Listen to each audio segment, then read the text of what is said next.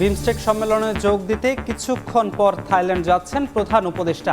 কাল বৈঠকে বসছেন ডক্টর ইউনূস। মোদি ব্যাংকক সম্মেলনে বাণিজ্যের নতুন দ্বার খোলার আশা। চট্টগ্রাম কক্সবাজার মহাসড়ক যেন মরণ ফাঁদ।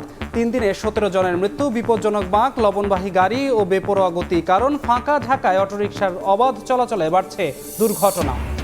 5 আগস্ট লুট হওয়া অস্ত্রের অধিকাংশই উদ্ধার হয়নি, বাড়ছে ছিনতাই, ডাকাতি সহ খুনের ঘটনা।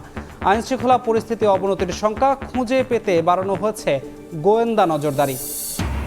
শনিবার ঢাকায় আসছে IMF-এর প্রতিনিধি দল। ঋণের অর্থ ছাড়ের আগে শর্ত প্রতিপালনের অগ্রগতি খতিয়ে দেখবে। এই মুহূর্তে সব বাস্তবায়ন সম্ভব নয় বলছেন অর্থ উপদেষ্টা। এবং টানা ছুটিতে আনন্দ উদযাপন।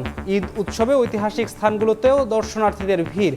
ইতিহাসের নিদর্শন দেখতে বাবা মায়ের সঙ্গে আসছে শিশুরাও।